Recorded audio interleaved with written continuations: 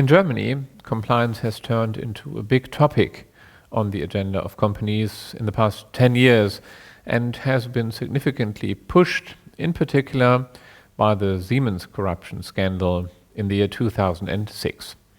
Since that time, special compliance positions have been more and more created in legal departments and also on the level of management boards. Codes of conduct have been drawn up, employees have been trained, and in some cases, even so-called whistleblowing systems have been implemented, giving employees the possibility to notify compliance violations, also anonymously, to an external ombudsperson, who often is an external lawyer engaged by the respective company. The observation of laws and applicable legal provisions should go without saying. So why all the fuss about compliance? The ever-increasing number of legal provisions and the growing complexity of laws certainly does not make it easier for the players to keep the overview and may have contributed to the compliance trend in the industry. Moreover, special provisions for corporate governance practices have been implemented in the recent years, but it seems that it was in particular the fact that members of the management board and, under certain circumstances, even members of the supervisory board actually run the risk of being held liable for compliance violations, which was the trigger for the implementation of comprehensive compliance systems within a company or group of companies. If you look at the German listed companies today, you are likely to find comprehensive compliance structures and systems which certainly have absorbed a lot of time and a lot of costs in the process of being drawn up, as well as in the implementation phase, which is a continuous process since employees need to be continuously trained and also because of changes in the legislation from time to time, they trigger the need to adjust the system. All this serves a certain purpose. On the one hand, of course, any violations of the applicable law shall be prevented right from the start, and employees shall be made aware of what is within the boundaries and what isn't. On the other hand, in the event that any compliance issue should pop up, for the management it is crucial that it is able to demonstrate that a working and effective compliance system has been implemented and is operative, which generally should prevent any such violation, and that the issue which has popped up has been caused by the conduct of individual employees, which could not have been avoided even in the presence of an effective compliance system. So basically, the management shall be enabled to effectively argue that the violation which has occurred cannot be attributed to any fault of the management. So far the theory. How is it possible then that one of the biggest companies in Germany, Volkswagen, a company which is renowned worldwide for its engineering skills, has been vulnerable to a compliance incident which is much more than an incident, since it involves a potentially criminal conduct vis-à-vis official authorities and vis-à-vis its customers, in which even the top management might have been involved and which might jeopardize the very existence of Volkswagen. What exactly is the scandal about, and what are the allegations and the risks involved for the company? Let's have a short look at what has happened so far and what are the possible implications. So here's the story so far. Volkswagen has admitted cheating in emission tests. 11 million cars worldwide are affected, and 2.8 million of them in Germany. The device which was used by Volkswagen for such purpose was a software, and this software makes the car aware whether it is driven under test conditions, and then, as a consequence, lowers the emissions by enabling all available anti-pollution devices. What brought it up? Well, the conduct was discovered by the International Council on Clean Transportation, called ICCT, which then contacted the competent US authorities, the Environmental Protection Agency, EPA. Let's look at the consequences which have already materialized as of today. First, we saw a public apology of Mr. Martin Winterkorn, who was at that time the CEO of Volkswagen, which shortly afterwards was followed by his resignation. We also saw a sales stop of diesel cars with 4-cylinder engines in the United States, which are no longer sold by Volkswagen. We look at the public prosecution, we see that criminal investigations have been launched. Volkswagen itself, in fact, has filed a criminal complaint. The financial damages, well, there was a profit warning of Volkswagen. This was mainly caused by the fact that Volkswagen has formed provisions in an amount of 6.7 billion euros, an amount which might hardly be sufficient if we look at the worst case scenario at the next slide. And all the story was also a tragedy for the shareholders because the stock of Volkswagen plummeted significantly.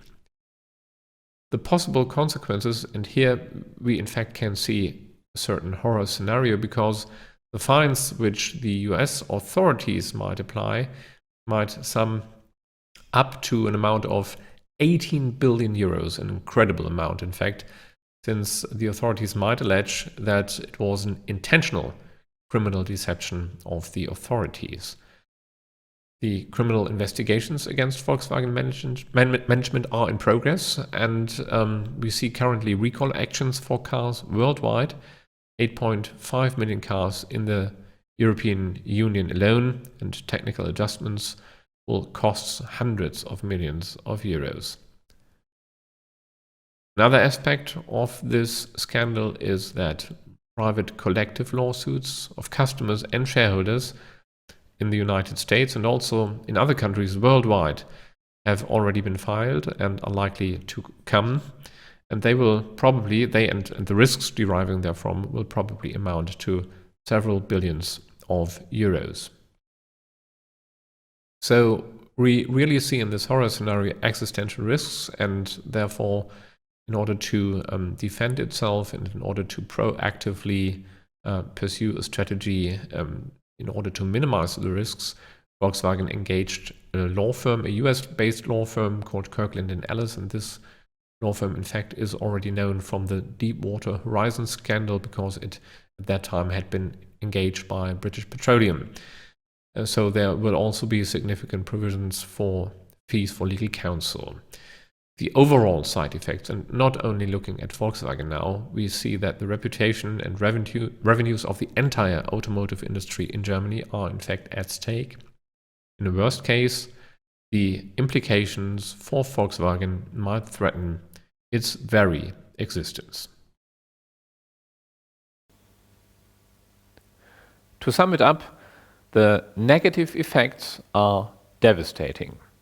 Regarding the financial impact the scandal is likely to have on Volkswagen, as well as on its suppliers, with regard to the values which have been burned on the side of the shareholders, and finally, this should not be forgotten, the negative effects for the environment. Volkswagen's reputation in shambles, and further group companies might become infected, since it is currently in question whether diesel motors which had been assembled into Audis and Porsches have also been affected by this software.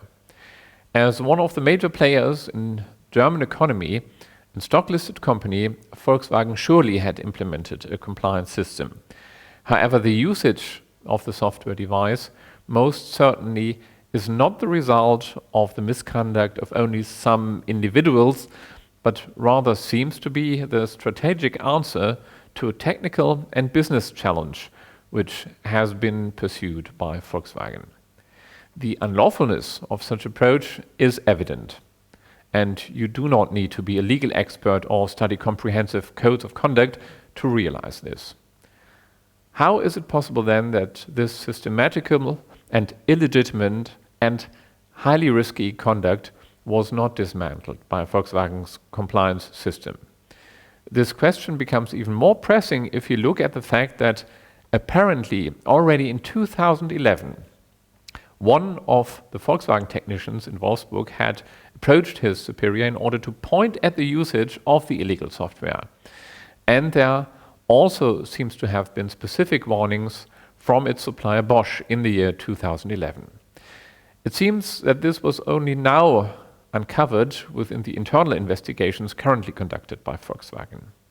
In a working compliance environment, such hint should have triggered the involvement of the compliance department and should have started a process which should have avoided any further usage of the software device. Why did the Volkswagen compliance mechanisms fail in such a crucial moment?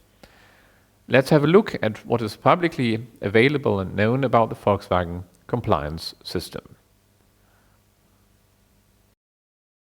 One of the core elements of a compliance system is a written framework, often called Code of Ethics or Code of Conduct. And in fact, also Volkswagen had and still has such a code of conduct, and here we see the current version, which can be downloaded as PDF at the link below. If we look at the table of contents, we can see the typical elements which a code of conduct usually contains, particular statements regarding the company's responsibilities, management culture, a vow to fair competition, ombudsman system, statements regarding the protection of the environment, and provisions regarding the responsibilities within the compliance system. If we then have a closer look at the content of the Code of Conduct, we immediately realize that the goals set by Volkswagen are quite ambitious, and the recent scandal makes it clear that the company is more than far away from reaching its targets. Here's a quote from the foreword of the Code of Conduct. You can see the explicit commitment to ecological concerns and the statement, the confirmation that Volkswagen acts in accordance with its declarations, and the statement, we accept responsibility for our actions. Well, this is a process which is currently going on. One of the key elements of a functioning compliance system is the possibility, for example, of employees to provide hints regarding non-compliant conduct to an external ombudsperson. The role of the external ombudsperson implemented by Volkswagen apparently was limited to accepting hints regarding corruption, as you can see from another quote taken from the Code of Conduct.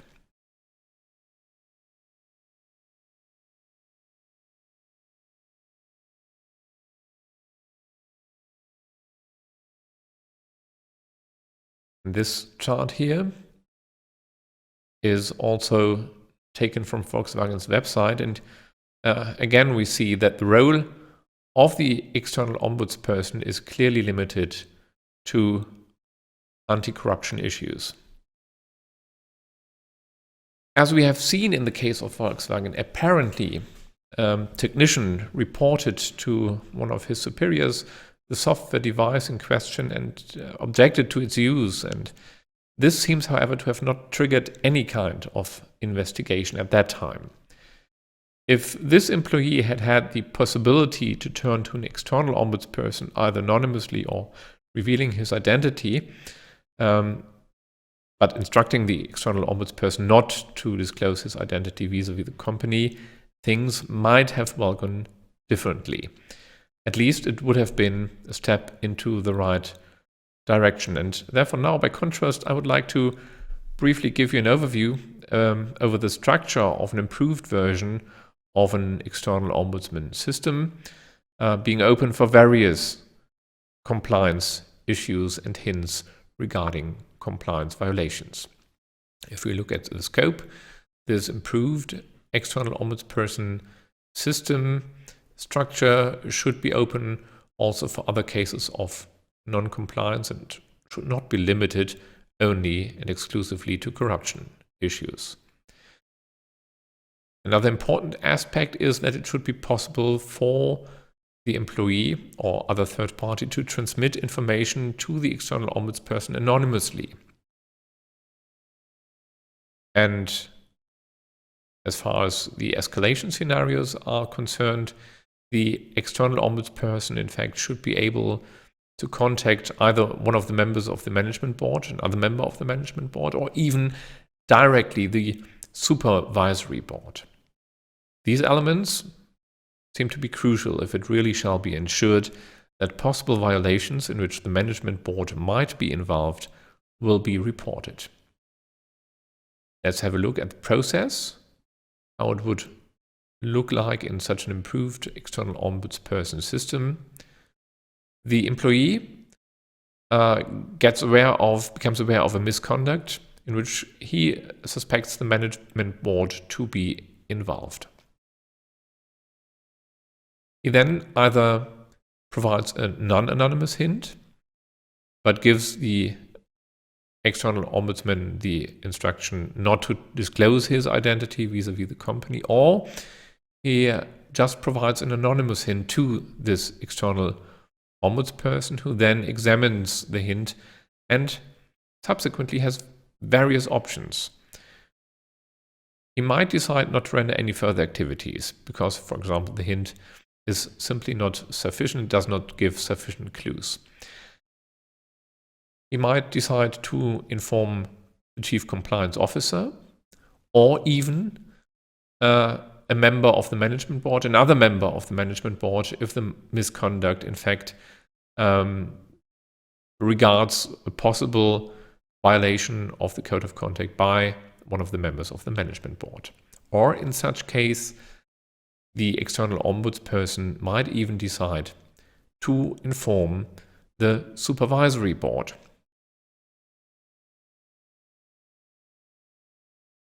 If the company is a GmbH, we have looked here at the structure rather of a stock-listed company, a so-called AG according to German law.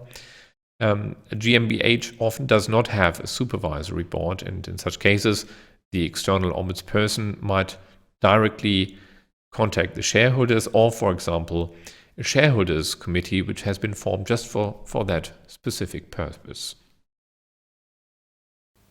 The trouble is that establishing and maintaining operative and effective compliance system in some cases is considered, in particular by the management, nothing else than a fig leaf, a nuisance which you have to go through in order to avoid personal liability risks and in order to make the supervisory board and the shareholders happy. The trouble may also be that sometimes the management considers the compliance provisions to be drawn up for the employees, but not for themselves. In such an environment, compliance may fall quite low on the agenda, when compliance might negatively affect business prospects, since a positive business result is what the shareholders like to see and what significantly improves the bonus perspective of the management. When the management board is on the top level of a renowned company and well connected with the political landscape, in some cases the management board might lose contact with reality and consider itself as floating above any legal framework, acting of course only for the benefit of the company, for the shareholders, and last but not least for their own good. If there are no control mechanisms which prevent the management board from jumping into a legal gray zone or even from offensively and actively violating provisions of law, it will be difficult to change the compliance culture. A working external ombudsman system may be the first step.